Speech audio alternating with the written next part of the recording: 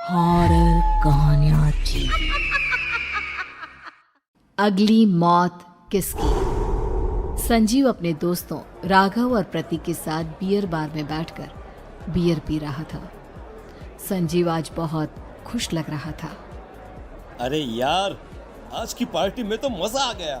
तुम दोनों दोस्तों के साथ तो मेरी जिंदगी इतनी अच्छी है कि क्या बताओ कितनी अच्छी है। अरे भाई, अब दोस्ती की है तो जीना मरना सब साथ में। हाँ अरे यार सुनो, जल्दी से एक बियर और ऑर्डर करते हैं ना, एक आखिरी, और उसके बाद ये जश्न यहीं खत्म हो जाएगा।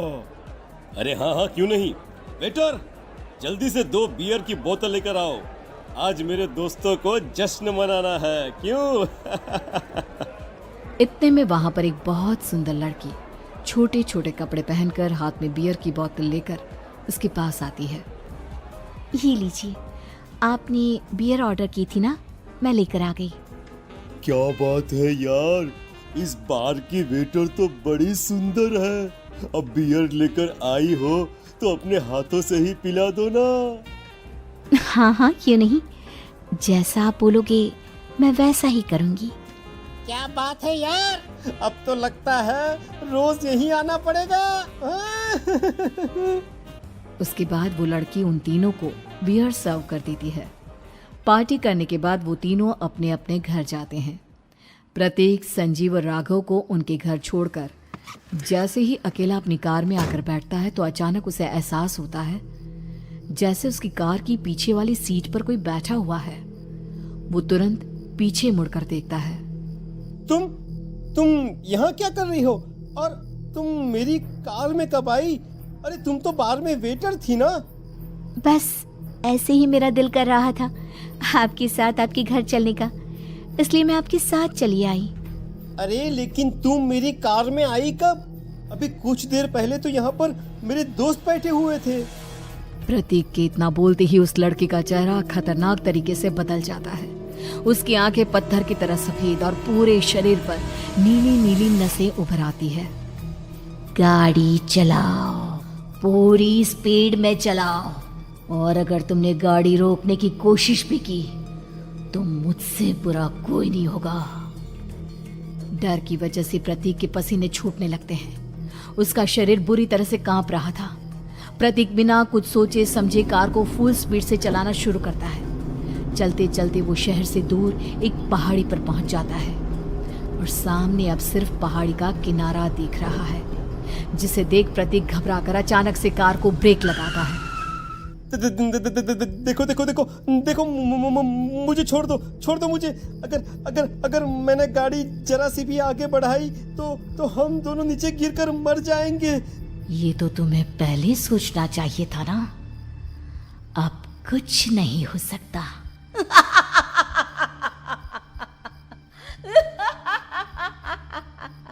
छोड़ दो मुझे। नहीं, प्लीज मुझे छोड़ दो। प्लीज मुझे जाने दो। छोड़ दो मुझे। गाड़ी आगे बढ़ाओ। और तभी अचानक से बिना प्रतीक के स्टार्ट किए उनकी कार आगे बढ़ती है और गहरी खाई में गिर जाती है। उसके चीखने की आवाजें चारों तरफ सुनाई देती है।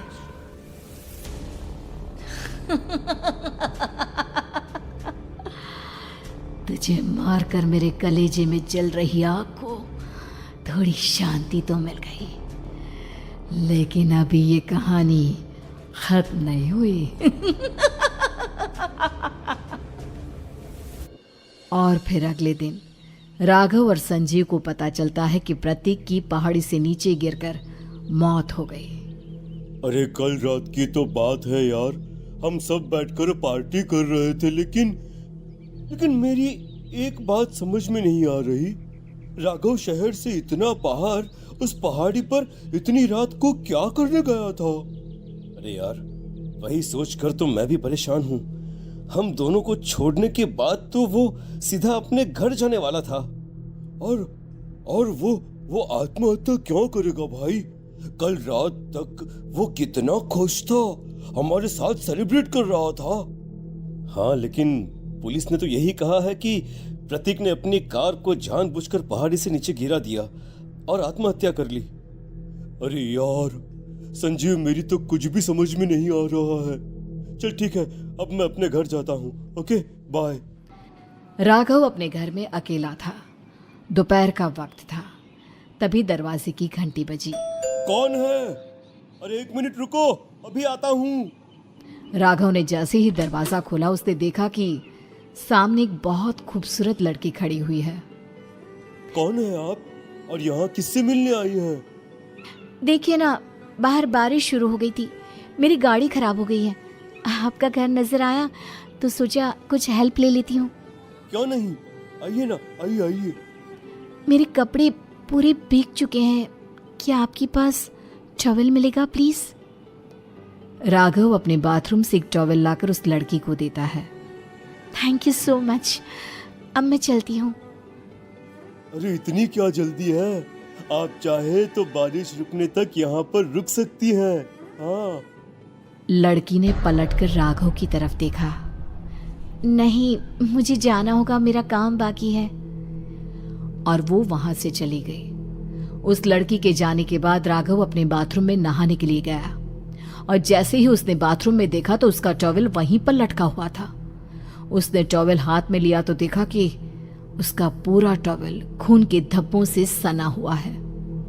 अरे अरे ये क्या? ये टॉवल तो मैंने उस लड़की को दे दिया था। ये वापस मेरे बाथरूम में कैसे आ गया?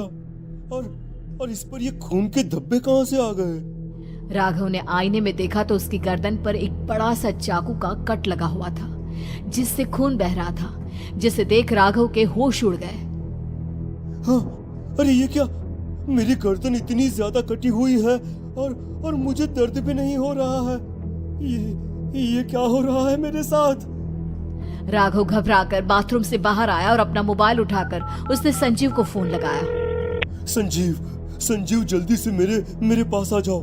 मुझे लगता है कुछ बहुत बड़ी गड़बड़ है, जल्दी आ जाओ। उधर से आवाज आई, लेकिन वो आवाज संजीव की नहीं बल्कि एक लड़की की थी।